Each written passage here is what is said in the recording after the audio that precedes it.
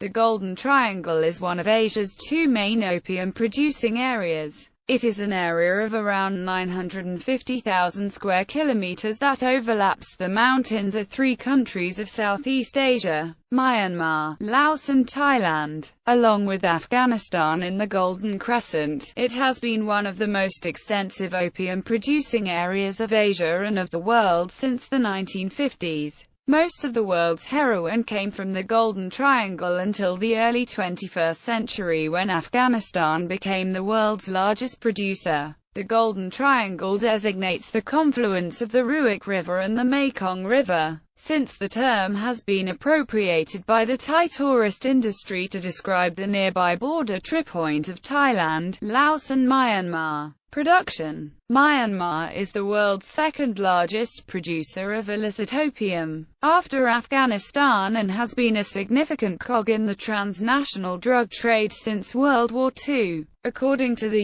UNODC, it is estimated that in 2005 there were 430 square kilometers of opium cultivation in Myanmar. The surrender of drug warlord Kun Sas Mong Thai Army in January 1996 was hailed by Yangon as a major counter-narcotic success. Lack of government will and agility to take on major narco-trafficking groups and lack of serious commitment against money laundering continues to hinder the overall anti-drug effort.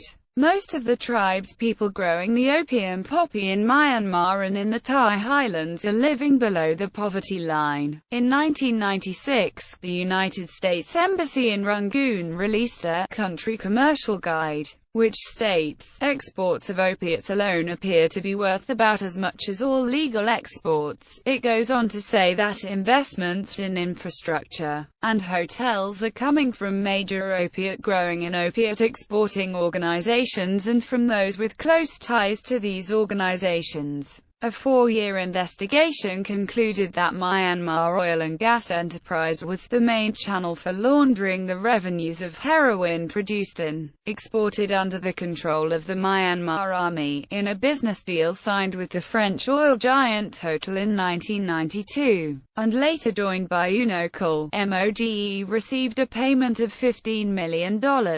Despite the fact that MOGE has no assets besides the limited installments of its foreign partners and makes no profit, and that the Myanmar state never had the capacity to allocate any currency credit to MOGE. The Singapore bank accounts of this company have seen the transfer of hundreds of millions of US dollars, reports François Cassanier. According to a confidential MOGE file reviewed by the investigators, funds exceeding $60 million and originating from Myanmar's most renowned drug lord, Kun Sar, were channeled through the company. Drug money is irrigating every economic activity in Myanmar, and big foreign partners are also seen by the SLORC as big shields for money laundering. Banks in Rangoon offered money laundering for a 40% commission. The main player in the country's drug market is the United Wa State Army, ethnic fighters who control areas along the country's eastern border with Thailand, part of the infamous Golden Triangle. The UWSA, an ally of Myanmar's ruling military junta, was once the militant arm of the Beijing-backed Burmese Communist Party. Poppy cultivation in the country decreased more than 80% from 1998 to 2006 following an eradication campaign in the Golden Triangle. Officials with the United Nations Office of Drugs and Crime say opium poppy farming is now expanding. The number of hectares used to grow the crops increased 29% in 2007. A United Nations report cites corruption, poverty and a lack of government control as causes for the jump.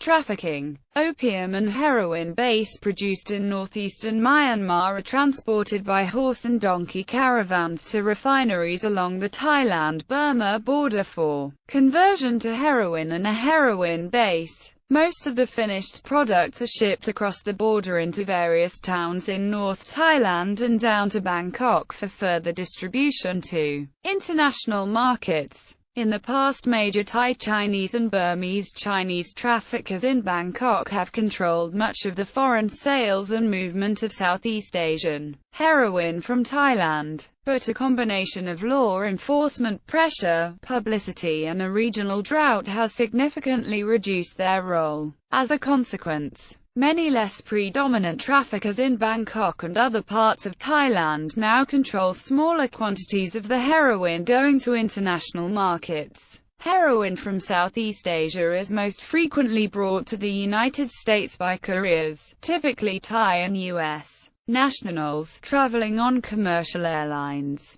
California and Hawaii are the primary U.S. entry points for Golden Triangle heroin, but small percentages of the drug are trafficked into New York City and Washington, D.C. While Southeast Asian groups have had success in trafficking heroin to the United States, they initially had difficulty arranging street-level distribution. However, with the incarceration of Asian traffickers in American prisons during the 1970s, contacts between Asian and American prisoners developed. These contacts have allowed Southeast Asian traffickers access to gangs and organizations distributing heroin at the retail level. In recent years, the production has shifted to yaba and other forms of methamphetamine, including for export to the United States. The Chinese Muslim Panthé are the same ethnic group as the Muslims among the Chinese Xinhua. Both of descendants are Chinese Hui Muslim immigrants from Yunnan province in China. They often work with each other in the Golden Triangle drug trade.